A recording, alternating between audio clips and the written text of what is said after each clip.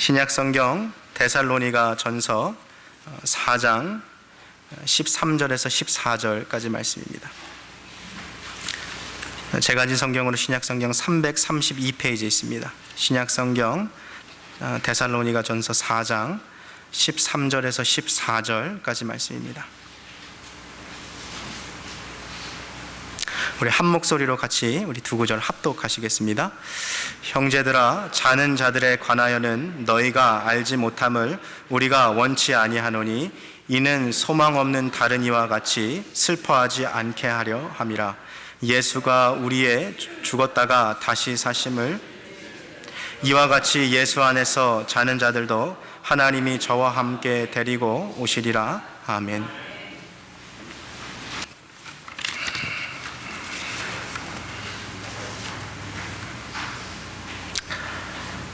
사랑의 주 하나님, 복된 이 주일을 맞이하여 저희 가운데 또 새로운 두 분의 성도님을 보내주시니 감사합니다.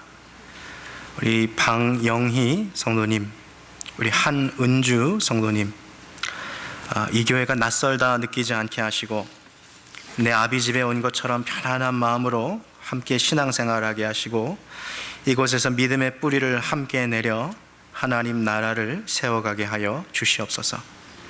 하나님 또한 이 시간에 우리가 사랑하는 또 우리 장휘정 집사님, 그동안의 교회를 위하여서 또 눈이 오나 비가 오나 예배의 자리를 또 지키고 또 반주자로 섬겼던 우리 사랑하는 집사님을 또 떠나보냅니다.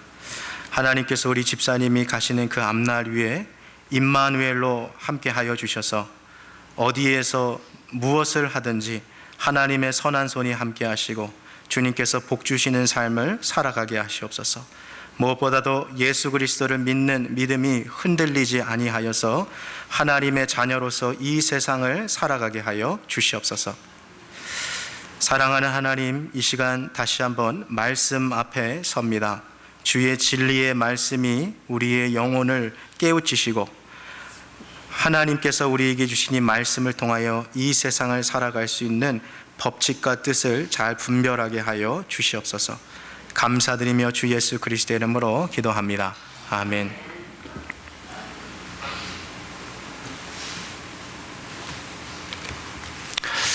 반갑습니다. 잘 오셨습니다. 우리 전후자고 계신 분들 보면서 함께 같이 인사하시겠습니다. 반갑습니다. 잘 오셨습니다.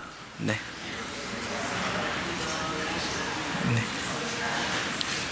한 번 더 인사하실 때요. 한 주 동안 더운 날씨 속에서 고생이 많으셨습니다 하고 좀 인사하시면 좋겠습니다. 고생 많으셨습니다. 좀 같이 인사할까요? 네. 진짜 너무 날씨가 더워서 일하시느라고 너무 고생 많으셨어요. 네. 오늘부터 저와 함께 3주 동안 제가 그동안 설교 시간을 통하여서 자주 이야기하지 못했던 주제에 대해서 같이 좀 이야기하려고 하는데요. 먼저 설교에 앞서서 말씀드리고 싶은 것은 오늘부터 제가 시작할 이 내용들은 기독교에 있어서 가장 기초가 되고 초석이 되는 내용들입니다. 그럼에도 불구하고 우리 가운데 많이 이렇게 정리되어 있지 않은 부분입니다. 어떠한 개념과 또 어떠한 명제들을 정리하다 보면 그것이 조금 지루하게 느껴질 수도 있고 좀 딱딱하게 느껴질 수도 있습니다. 그러나 기본적인 부분들이 우리 안에 잘 정리되어 있어야지만 성장할 수 있는 것처럼 오늘부터 시작되어지는 이 3주의 내용들을 통하여서 우리의 신앙의 기초의 반석들을 다시 한번 잘 닦는다라고 생각하시고 저와 함께 이 설교 시간에 같이 참석해 주시면 좋겠습니다. 설교를 들으시면서 궁금한 내용들, 질문이 있으신 부분들은 설교 이후에 개인적으로 저에게 찾아오시면 제가 자세히 또 답변할 수 있는 그런 시간들을 가지려고 합니다.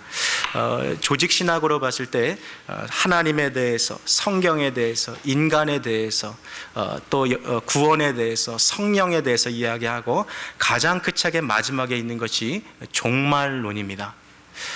과연 이 세상의 죽음 이후에는 무엇이 우리를 기다리고 있으며 과연 이 세상의 끝은 있는가, 끝 이후에는 어떠한 일들이 일어나겠는가 하는 가장 중요한 내용들입니다. 그래서 오늘부터 저와 함께 3주간 이 내용들을 살펴보실 텐데요. 한번 집중해서 한번 정리를 잘 해보실 수 있는 기회가 되었으면 좋겠습니다. 오늘 설교의 시작은 하나의 이야기로 시작하고 싶습니다. 지난 2005년 6월 12일 애플 컴퓨터의 전 CEO자 또 이 애플의 창업자였던 이 스티브 잡스가 미국의 명문대 중 하나인 스탠포드 대학의 졸업 연설을 담당한 연사로 그가 초청을 받게 됩니다. 이미 2005년도에 스티브 잡스는 췌장암과 싸우고 있었습니다. 이미 수차례 죽을 고비를 넘어갔고 항암 치료를 하면서 정말 살이 정말 빠져서 앙상하게 뼈만 남은 상태였어요. 실제로 이 연설을 남기고 6년 뒤에 그가 췌장암으로 별세하게 됩니다. 그래서일까요? 죽음의 그림자를 직감했던 이 스티브 잡스의 이 졸업 연설에는 죽음에 대한 이야기들이 많이 나와 있습니다. 전 세계에 수많은 백만장자가 있다 하지만 밀리어네어가 있다고 하지만 이 사람은 빌리어네어 아닙니까? 정말 세상에서 내놓으라 하는 인재였고 세상 모든 사람들이 동경하는 삶을 살아갔고 시대의 대표적인 창의력 주도자였으며 지금도 IT 업계에서 전설가도 같이 여겨졌던 이 스티브 잡스가 그날 이 연설에서 나누었던 그 내용을 하나를 제가 좀 발췌해서 오늘 한번 읽겠습니다. 이 세상 그 누구도 죽고 싶어 하는 사람은 없습니다. 심지어 천국에 가고 싶어 하는 사람들도 그곳에 가기 위해 죽고 싶어 하진 않습니다. 그럼에도 불구하고 우리 모두는 죽음을 겪게 될 것입니다. 이 세상 그 누구도 죽음으로부터 도망치지 못했습니다. 사실 그러해야만 합니다. 왜냐하면 죽음은 이 세상 최고의 발명품이기 때문입니다. 죽음은 우리가 이 세상을 살아가는 태도를 바꾸어 놓습니다. 지금 그가 이 스탠포드 졸업연설에서 한 내용 중에 일부분이었어요. 참 신기하죠? 우리는 이 아이폰을 만든 스마트폰을 만들어낸 스티브 잡스를 보고 최고의 발명가라 얘기하는데 정작 본인은 이 세상에서 최고의 발명품은 죽음이라고 그가 이야기했습니다. 그는 죽음이 인간의 삶에 얼마나 가깝게 와 있는지 또 그것이 얼마나 큰 영향력을 끼치는지 그것에 대해서 심도 있게 깊이 생각했죠. 저 삼성의 창업자였던 이병철 회장도 죽음을 얼마 앞두고 있을 때 그가 이 차동엽 신부를 자기 병원으로 이렇게 초대를 해서 몇 가지 이렇게 질문지를 만들어 놓고 그에게 물어봅니다. 신이 정말 존재하는가? 그는 그 질문을 물어볼 수밖에 없었어요. 왜냐하면 죽음에 대한 문제를 해결하기 위해서는 반드시 신적인 존재를 다뤄야 하기 때문입니다. 여러분, 죽음하면 어떤 이미지들이 떠오르십니까? 사실 이러한 주제에 대해서는 잘 이야기하지 않아요. 그러나 우리가 지금 TV 속에서 보는 드라마나 혹은 그 영화관, 극장에 있는 그 브라운관, 그 스크린 속에서 보면 죽음에 대해서 참 가볍게 다룰 때가 많아요. 쉽게 예를 들면 근육질의 남자가 이 기관총을 들고서 막 한 번 딱 이렇게 돌리면 수십 명, 수백 명의 사람들이 막 죽게 되는 장면들을 우리가 보게 되고요. 막 중국 무협 영화 같은 경우 보면 칼 하나 들고서 적진에 들어가서 막 칼 한 번 휘둘면 막 정말 이 가을에 단풍 날아가듯이 사람들이 막 죽지 않습니까? 세상은 죽음을 그렇게 심각하게 사실 다루지 않아요. 그냥 거기에 대해서 피상적으로 다루고 있죠. 가장 큰 이유는 우리들이 죽음에 대해서 그렇게 진지하게 생각하는 것을 좋아하지 않고요. 또한 인생을 뭔가 그렇게 좀 진중하게 살기보다는 좀 가벼운 마음으로 사는 것을 우리가 바라고 또 원합니다. 뭔가 심각하고 좀 그러한 주제에 대해서는 우리가 잘 이야기하고 싶지 않아 해요. 자, 그러나 이 세상에서 수많은 부와 또 모든 것을 누려보았던 이스라엘의 3대 왕이었던 다윗의 아들 솔로몬이 죽음에 대해서 다음과 같이 이야기하는데요. 오늘 화면에 전도서 7장 2절을 한번 비워주시겠어요? 한번 같이 읽겠습니다. 시작. 초상집에 가는 것이 잔치집에 가는 것보다 나으니 모든 사람의 결국이 이와 같이 됨이라. 산자가 이것에 유심하리로다. 솔로몬의 이야기입니다. 초상집에 가는 것이 잔치집에 가는 것보다 나은데 그 이유는 모든 사람의 결국이 다 이와 같이 됨이라는 것이죠. 한때 한국에서요, 지금부터 십수년 전에 사람들이 나이가 60이 되면 무슨 잔치를 했죠? 환갑잔치를 했잖아요. 요즘에 한국에서 환갑잔치 거의 안 합니다. 하면 욕먹어요. 무슨 청년이 환갑잔치 하냐고. 요즘 그런 시대죠. 100세 시대예요, 100세 시대. 요즘 우리가 정말 100세 시대를 살아가고 있는데요. 장수하고 평균 수명이 길어졌다 한들 그래도 우리의 인간의 모든 결론은 지금 다 하나를 향해서 가고 있는 거죠. 전도서 7장 4절 말씀 한번 보여주실까요?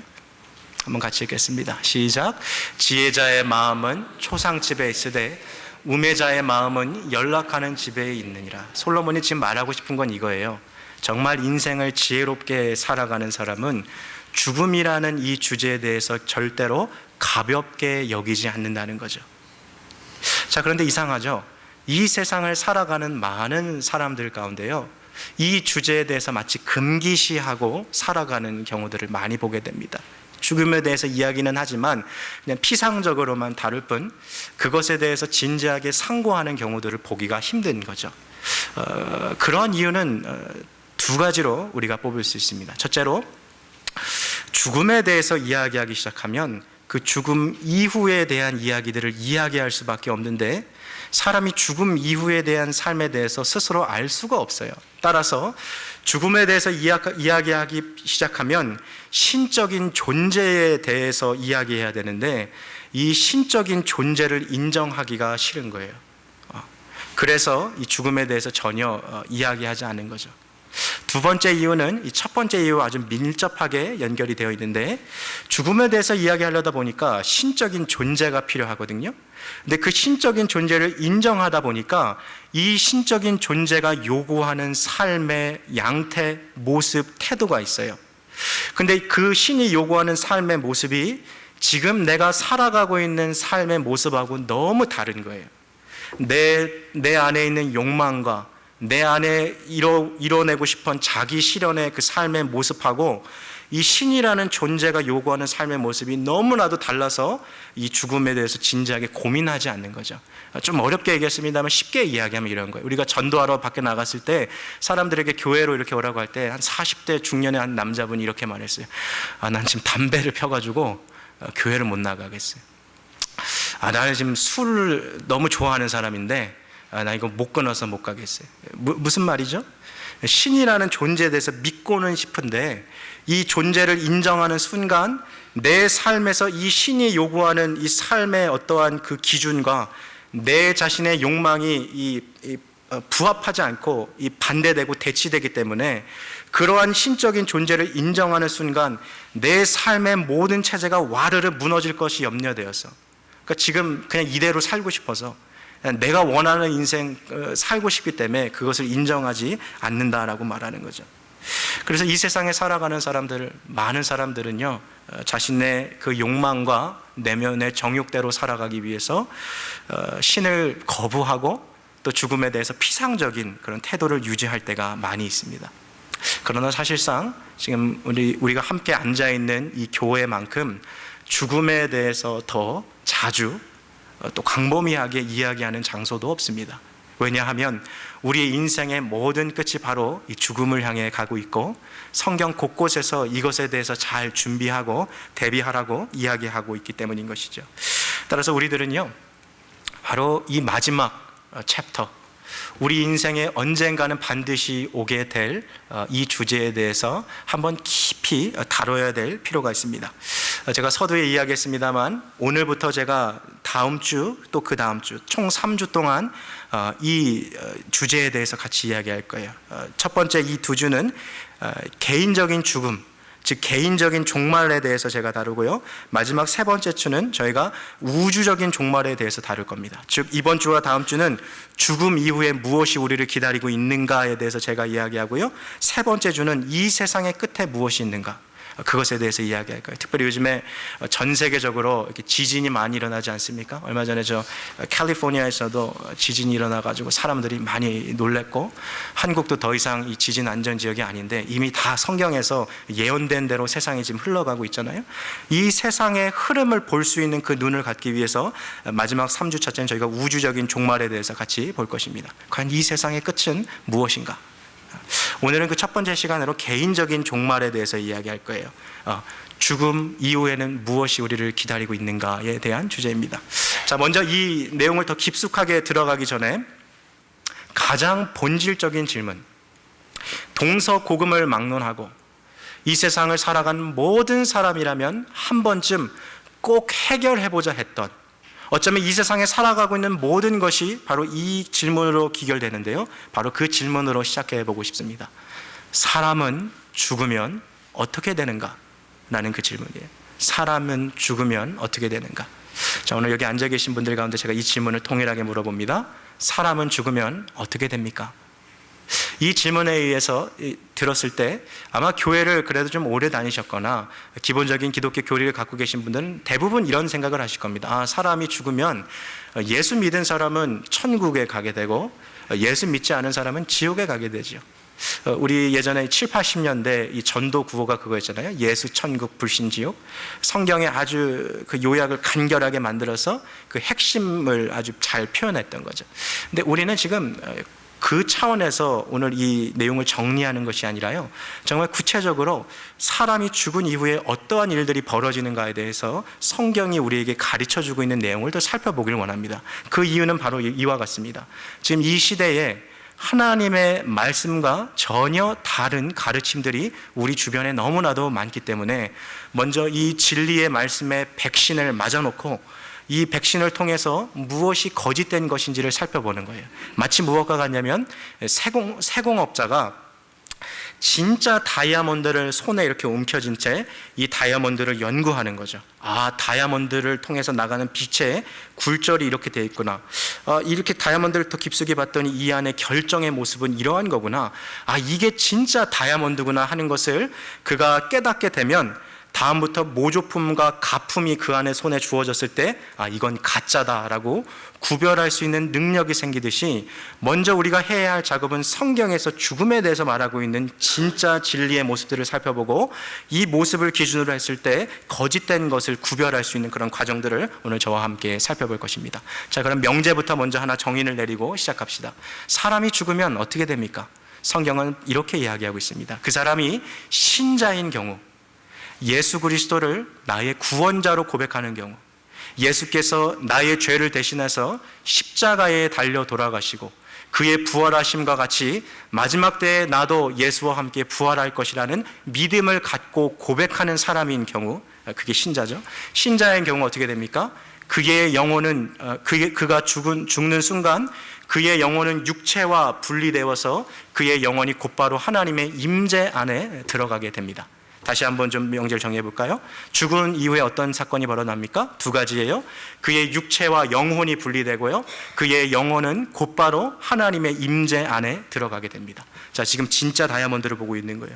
어떻게 됐는지를 지금 살펴봤어요. 간단합니다. 두 가지였어요. 육체와 영혼의 분리, 그리고 신자의 영혼이 곧바로 하나님의 임재 안에 들어가는 것. 자, 이러한 진리의 닻을 여기 내려놓고요, 이제 이것에부터 파상되었던 거짓된 세상의 가르침이 무엇이 있는지를 한번 살펴봅시다. 제일 첫 번째로 죽음에 대해서 이야기하고 있는 교리 중에 이 로마 카톨릭, 우리가 천주교라고 부르는 이 천주교가 말하고 있는 그 교리에 대해서 우리가 좀 볼 텐데요. 그들은 연옥 교리를 가르칩니다.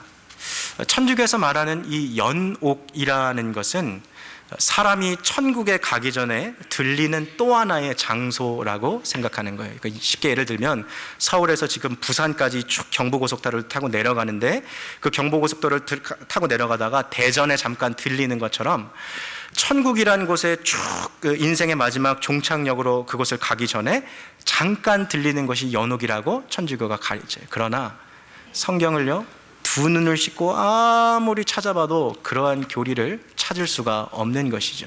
성경은 분명히 사람이 죽으면 그의 영혼은 곧바로 하나님의 임재 안에 들어간다라고 이야기하고 있습니다. 다음 말씀 한번 보여주실까요? 우리 하나님의 말씀을 함께 같이 읽을 텐데요, 고린도서 5장 8절 함께 읽겠습니다. 시작. 우리가 담대하여 원하는 바는 차라리 몸을 떠나 주와 함께 거하는 그것이니라. 사도 바울 이야기인데요, 우리가 지금 죽으면 우리가 몸을 떠나 영혼과 몸이 분리된다는 거죠. 주와 함께 거하는 그것이니라. 지금 죽으면 주님과 함께 바로 거한다는 거예요. 그 다음 말씀 하나 보여주실까요? 누가복음 23장 함께 같이 읽겠습니다. 시작. 예수께서 이르시되 내가 진실로 내게 이르노니 오늘 내가 나와 함께 낙원에 있으리라. 이 본문 배경을 이해하십시오. 예수님께서 십자가에 달려 돌아가실 때 그의 우편과 좌편에 또 다른 죄수들이 십자가에 못 박혀 죽임을 당하게 됩니다. 어느 편의 죄수인지는 알 수 없습니다만 그 중에 한 편에 있는 죄수가 예수님을 향해 욕을 합니다. 그를 정죄하죠. 그러자 나머지 죄수가 그 예수를 향해서 욕하는 그 또 다른 죄수를 향하여 말하기를 우리는 죄가 있어서 이렇게 십자가에 달려 죽지만 이 사람은 죄는 무슨 연고인고 주여 오늘 주의 왕국에 임할 때 나를 기억하옵소서 그렇게 부탁하니까 예수님께서 뭐라고 말합니까? 본문 말씀대로 내가 진실로 내게 이르노니 그 다음 단어 주목하세요.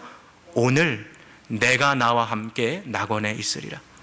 죽음 이후에 그의 영혼은 곧바로 하나님의 임재 안에 들어가게 되는 것이죠.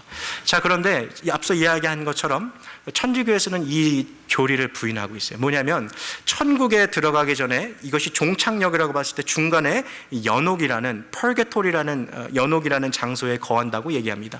이러한 교리가 나타나게 된 역사적인 배경이 있습니다. 그것은 뭐냐면 지금으로부터 500년 전에 1500년 그 16세기쯤에 이 교황 레오 10세가 성 베드로 성당을 건축하게 됩니다.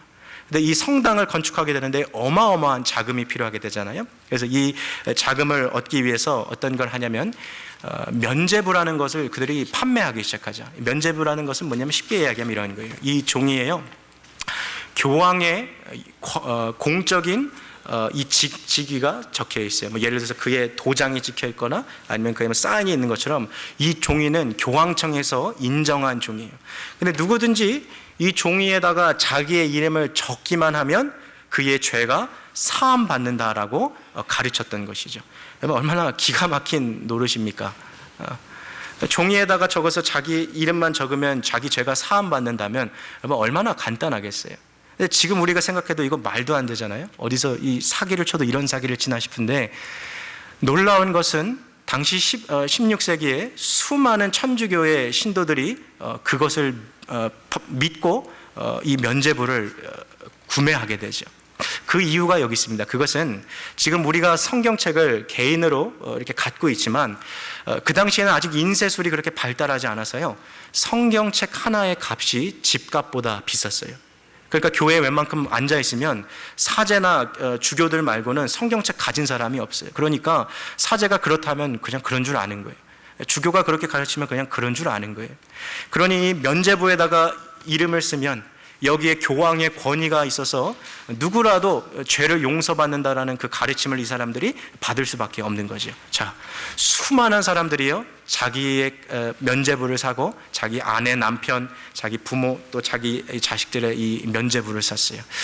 날개도친들 판매가 됩니다. 그 결과 천문학적인 돈이 이 천주교 안으로 들어오게 돼요. 엄청난 돈을 가지고서 유럽 곳곳에 있는 이제 성당들을 막 세워가게 되죠. 자, 그런데 한번 이렇게 생각해 보세요. 비즈니스로 보면 지금 면제부가 날개도친질 팔려가다가 갑자기 어느 순간에 점점에 이를 때 판매량이 급속도로 떨어집니다. 그럴 수밖에 없겠죠. 이미 살만한 사람들은 다 샀어요. 그러니까 더 이상 면제부를 팔고 싶어도 팔 수 있는 사람이 없는 거죠. 자, 바로 이때에 천주교가 또 다른 교리를 내놓습니다. 그게 무엇이냐면 바로 죽은 자들에 대한 교리였어요. 이 면제부에 교황의 권위가 있어서 여기에 산 사람뿐만 아니라 죽은 사람의 이름을 여기에 적는다. 예를 들면 우리 부친께서 별세하셨는데 수천하셨는데 그분의 이름을 여기에 적는 순간 그 사람이 죄가 용서를 받고 천국에 들어간다라는 거예요. 이 교리를 냈어요. 너무나도 말도 안 되는 거죠. 그런데 사람들이 이것을 논리적으로 생각하다 보니까 이런 질문이 떠오를 수밖에 없는 거예요. 그러면 내 아버지, 내 어머니, 죽은 어머니가 지금 어디에 있다는 말입니까? 천국에 간 것은 아니라면 지옥도 아닐 텐데 지금 어디 있다는 말입니까? 지금 이 문제를 해결하기 위해서 천주교에서 고안해낸 장소가 어디예요? 연옥이라는 거예요. 그래서 연옥교리가 탄생하게 된 거죠.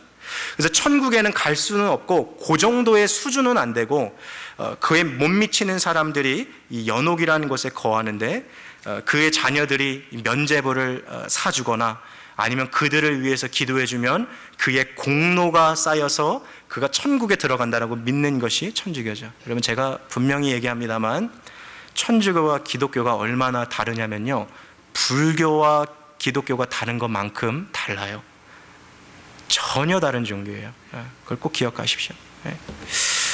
자, 그 결과 이 많은 사람들이 자기의 죽은 부모, 자기의 배우자, 자기의 죽은 배우자, 자기의 죽은 자녀들, 또 돈 많은 사람들은 어때요? 자기의 증부모, 그 조상까지 쭉쭉 올라가요. 그리고 먼 친척들까지 그 죽은 사람들을 위해서 면죄부를 사드리기 시작해요. 참 좋은 의도죠. 어떻게 보면 좋은 마음, 동기인 거죠. 죽은 사람들을 내가 천국으로 내 돈을 내가 베풀므로써 그들 천국 갈 수 있게 한다면 얼마나 좋겠어요. 근데 여러분, 참 말도 안 되는 이 기가 막힌 이 사기 행극에 유럽에 있는 수많은 그 천주교 교인들이 그것에 넘어가게 되죠. 여러분, 이에 대항하여서 이건 말도 안 된다, 성경에는 절대로 그런 내용이 기록되어 있지 않습니다 라고 주장하면서 사제였던 사람들 가운데 다시 그 천주교를 대항해서 나온 사람들이 누굽니까? 프로테스탄트, 저항하는 사람들, 천주교에 대해서. 그게 누구예요? 개신교죠. 개신교. 지금 우리예요, 우리. 그래서 우리는 그러한 교리의 정면으로 대항하는 사람들입니다. 그 이유는 그러한 내용이 성경에 기록되어 있지 않은 것이었던 것이죠. 성경을 어디를 찾아봐도요, 연옥이라는 것이 존재하지 않는다 그래요. 그러나 이 영향력이 얼마나 많이 퍼져갔냐면, 여러분, 단테의 신곡이라는 그 작품 혹시 들어보셨습니까? 여기 보면은 연옥편이 있고 천국편이 있어요. 심지어 유럽의 16세기의 수많은 미술, 예술 작품들을 보면 이 연옥에 대한 작품들이 너무 많아요. 너무 브레인워시 된 거죠. 세뇌됐어요. 잘못된 교리. 그러나 성경 그 어디에도 연옥에 대한 것이 없습니다. 사람은 죽는 순간 바로 그의 영혼이 육체와 분리되어 하나님의 임재 안에 들어가든가 천국에 들어가든가 지옥으로 들어가는 것이지 중간 과정은 없다는 것입니다. 자, 둘째로요, 성경은 죽은 자들의 영혼 수면에 대해서도 이야기하지 않습니다.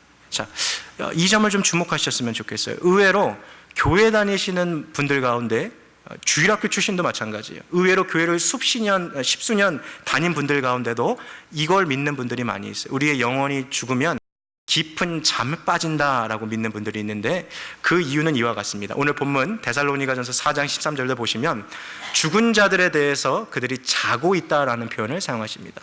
우리가 지난주에 살펴봤던 야이로의 딸이 죽었을 때 예수님께서 소녀가 잔다라고 표현하셨어요. 그 이유는 그의 육신이 죽었을 때, 영혼과 분리되었을 때 그가 눈을 감고 누워있는 그 모습이 마치 잠을 자고 있는 것처럼 보이기에 비유적으로 죽은 이들에 대해서 잠자는 자라고 표현하는 것이죠. 그러나 그것은 비유적인 표현일 뿐 실제로 그가 자고 있다는 것은 아니에요. 앞에서 이야기한 것처럼 한 사람의 영혼, 특별히 신자의 영혼은 그가 죽는 순간 몸과 영혼이 분리되어 그의 영혼이 하나님의 임재 앞으로 바로 들어가게 되는 것이죠.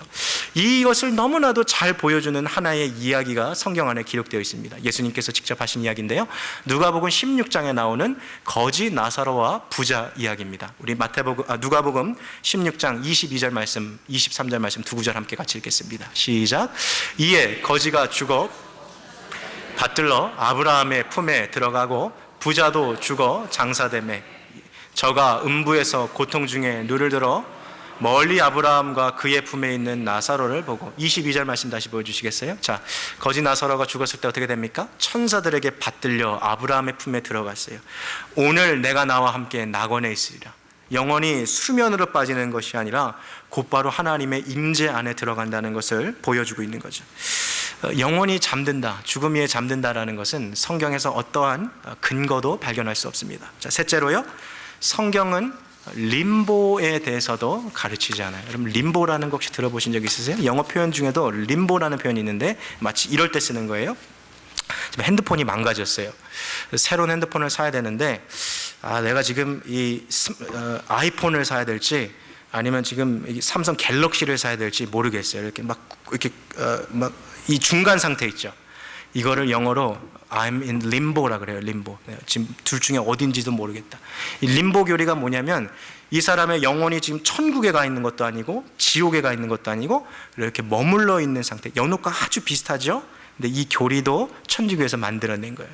그 이유가 여기 있습니다. 여러분, 이것을 이해하기 위해서는 조금 더 깊은 이야기를 제가 좀 드려야 되는데요. 자세히 들어보세요. 오늘 우리 교회에 새로운 분이 오셨습니다. 이 분이 이 코너스톤이라는 이 교회에 등록을 하셨어요. 그래서 등록 명부에 이름을 쓰셨어요. 자, 제가 한번 물어볼게요. 이분이 코너스톤 교회의 회원이 되는 순간 이분이 자동적으로 천국에 들어갈 수 있는 보증수표를 받은 겁니까? 자신 있게 말씀해 보세요. 받은 겁니까? 아니죠. 우리는 무엇을 믿어요? 눈에 보이는 지역교회에 가입한다고 해서 이 사람이 천국에 들어가는 것이 아니라 그가 그 영혼 안에 죄를 깊숙이 회개하며 나의 이 죄를 대신해서 십자가에 달려 돌아가시고 3일 만에 부활하신 예수 그리스도를 믿는 그 믿음만으로 구원받는 거예요. 에베소서 2장 8절이에요. 너희가 그 은혜를 인하여 믿음으로 말미암아 구원을 받았나니 이것이 사람에게서 난 것이 아니라 하나님의 선물이라. 기억하십시오. 교회에 등록한다고 해서 자동적으로 천국으로 들어가는 보증수표를 얻는 것이 아니에요.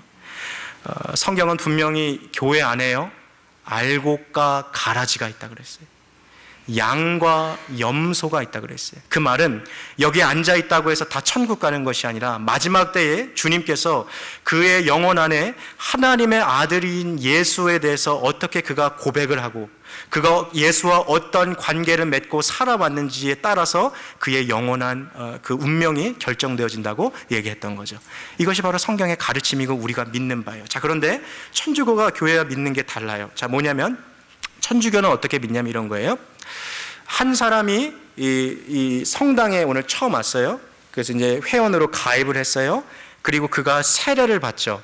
그러면 이게 뭐랑 동일한 거냐면 천국에 들어가는 보증수표를 얻는 것과 똑같다고 보는 거예요. 그래서 천주교는요, 지금 눈에 보이는 성당의 회원이 곧 이 천국의 회원하고 똑같은 거죠. 말도 안 되는 거잖아요, 사실은. 자, 근데 기준이 있어요. 반드시 가입을 해야 되고요. 그 다음에 세례를 받아야 돼요. 여러분, 왜 그런 분들 계세요? 가끔 목사님, 아니 천주교는 세례 받으면 멋있는 이름도 주던데 왜 교회는 이름 안 줘요? 내 친구는 막 멋있게 프란체스코 막 그런 거 봤는데 교회도 세례 받으면 좀 이름 좀 주세요. 베네딕트 막 이런 거 멋있잖아요. 왜 우리는 이름 안 주는지 아세요? 우리가 믿는 것은 이거예요.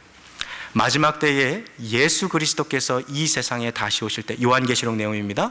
주님께서 주를 믿는 그 신자들이 천국에 들어갈 때 새로운 이름을 우리에게 주신다라고 말했어요. 그러나 누가 천국에 갈지 누가 들어가지 못할지는 마지막에 심판주 되시는 예수님께서 판단하시기 때문에 그 날에 우리에게 새 이름을 주시는 거예요. 그러나 앞서 이야기했던 것처럼 천주교는 어떻습니까?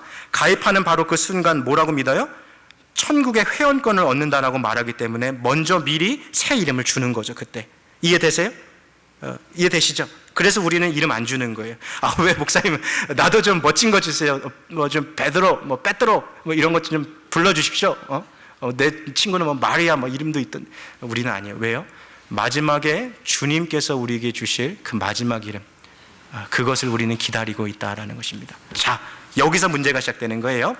자, 천주교의 성당에 가입했어요. 세례를 받았어요. 그럼 지금 이 사람이 뭐예요? 천국에 가는 회원하고 똑같다고 여겨지는 거죠. 근데 어떤 일이 벌어지냐면 성당에 이 회원으로 가입해서 세례를 받은 한 여자 20대 후반에 새로 결혼한 이 여자가 임신을 했어요.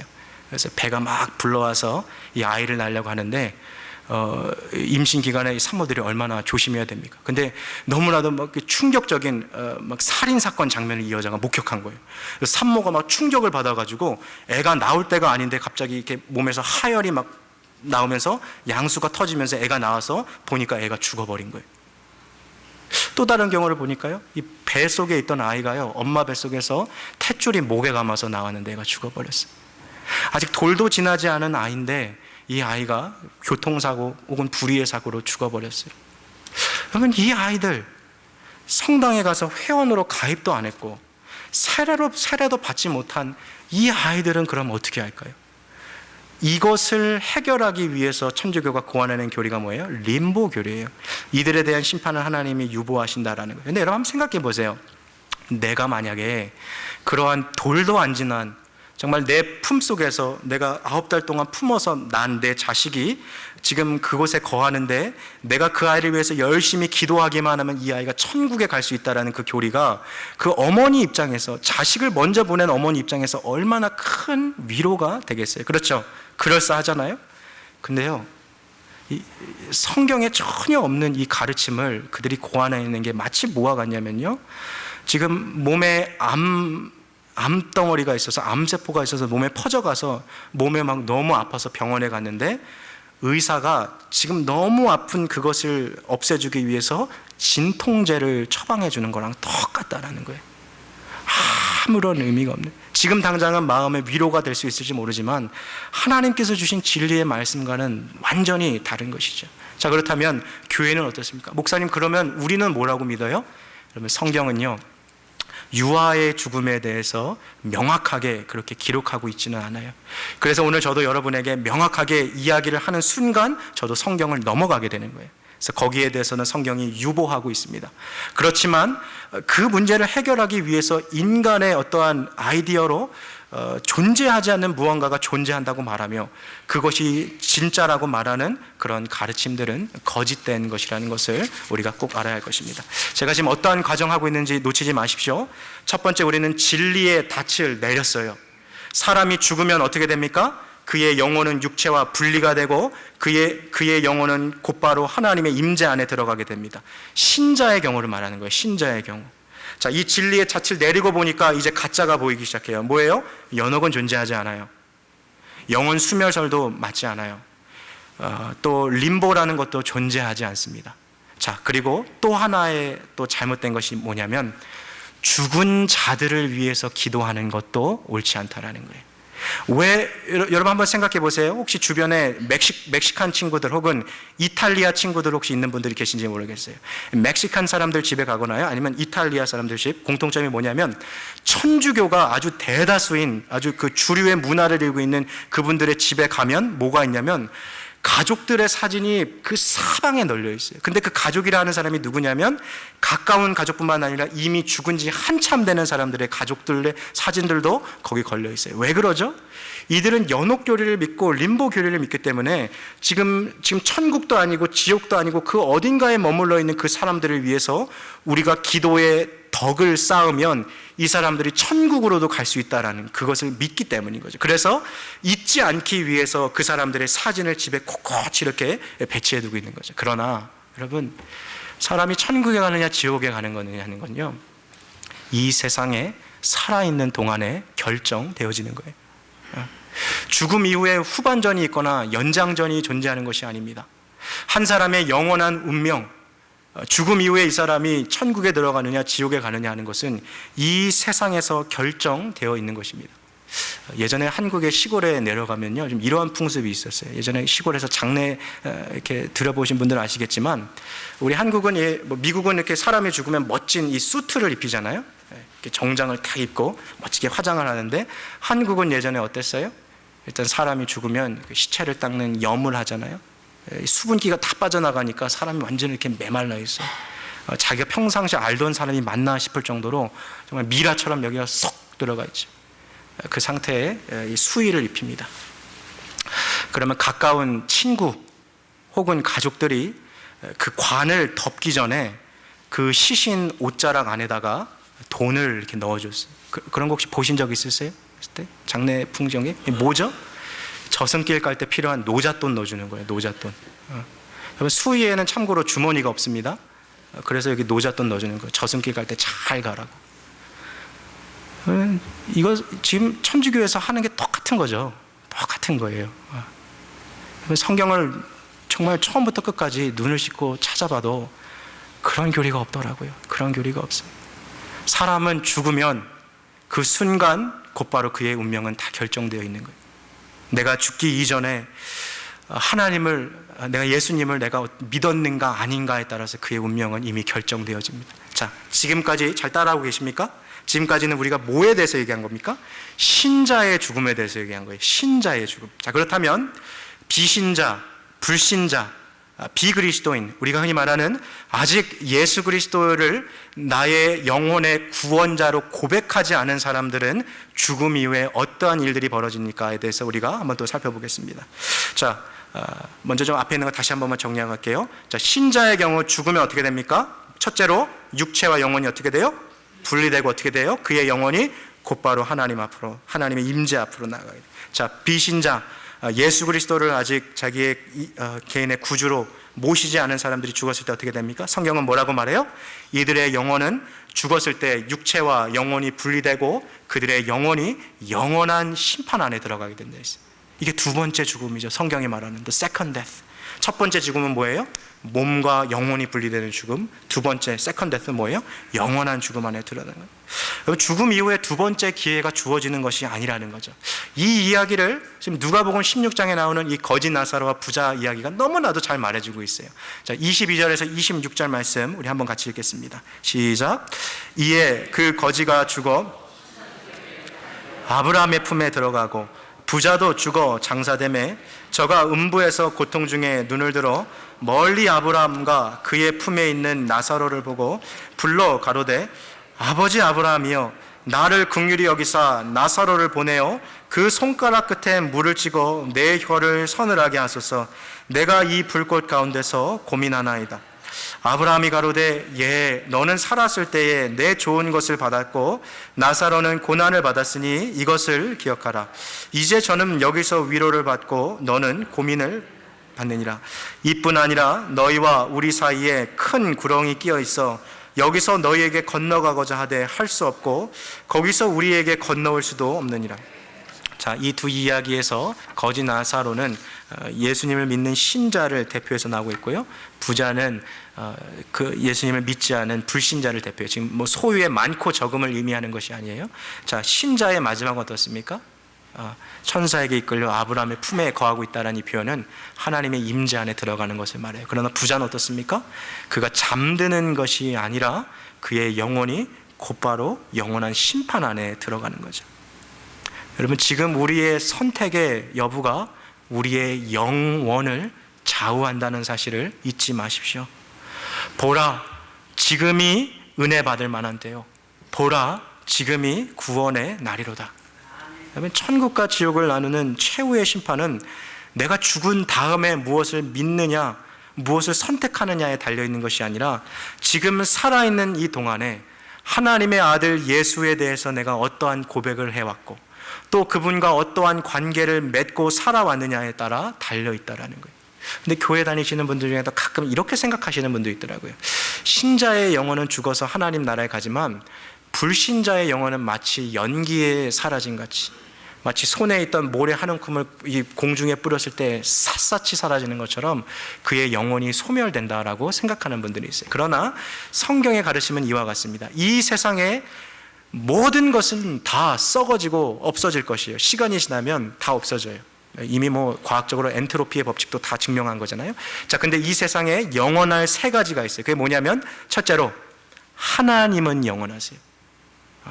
주는 영존하시겠고, 두 번째로 주의 말씀은 영원합니다. 나의 말씀은 1.1획도 없어지지 않을 것이니와, 마지막 세 번째로 뭐가 영원합니까? 사람의 영혼은 영원한 거예요. 그가 예수 그리스도를 믿는 신자이든지 예수 그리스도를 아직 내 영혼의 구원자로 고백하지 못한 불신자이든지 그의 영혼은 죽어서도 계속해서 존재하는 것이죠. 신자와 불신자의 영혼은 죽어서 존재하지만 그들의 운명은 전혀 다른 거죠.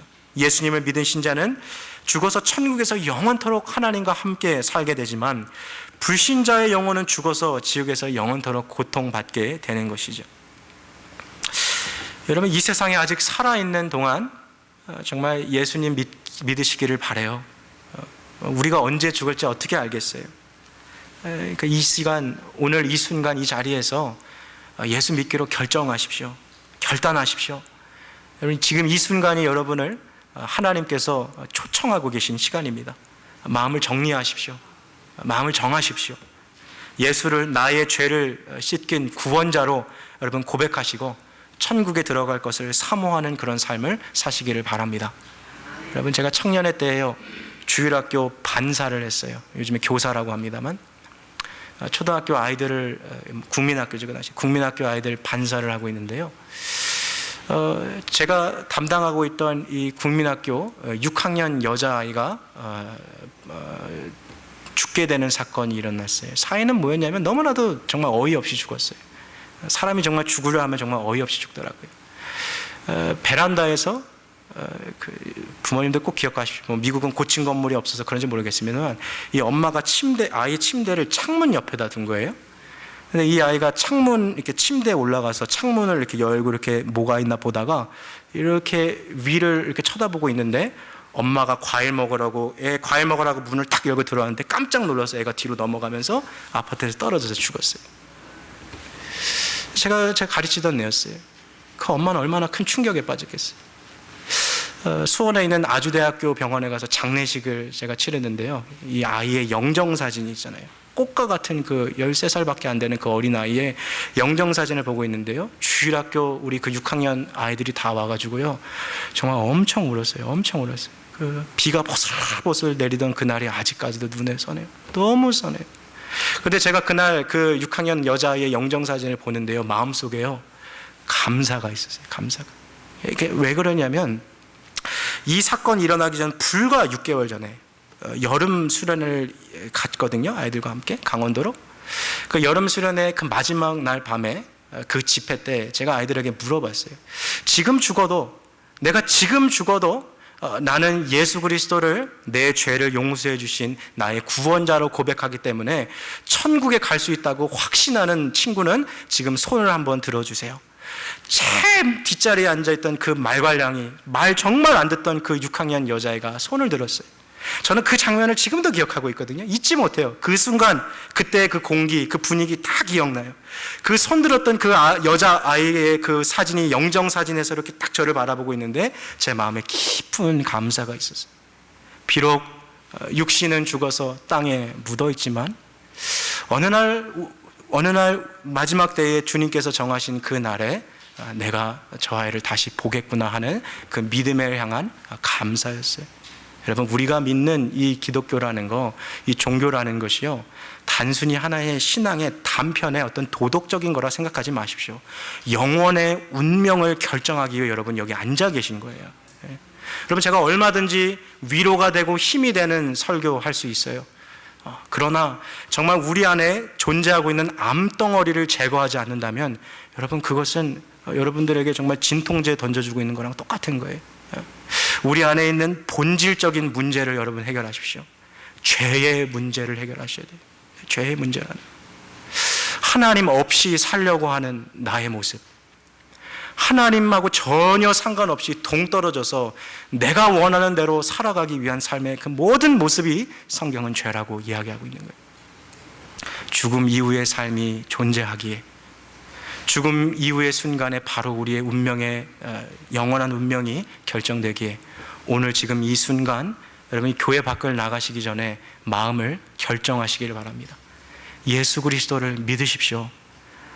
나의 죄를 구원하시기 위해 십자가에 달려 돌아가신 그 예수 그리스도를 바라보십시오. 마음에 초청하십시오. 인생에 있어서 가장 복된 선택이고 가장 귀한 만남이 여기 있습니다. 하나님이 지금도 여러분을 초대하고 계십니다. 그 목소리를 들으시고 이 시간 마음문을 활짝 열고 주님을 마음 안에 초청하실 수 있는 저와 여러분들 되시기를 주님의 이름으로 축복합니다. 우리 지금 함께 같이 기도하시겠습니다.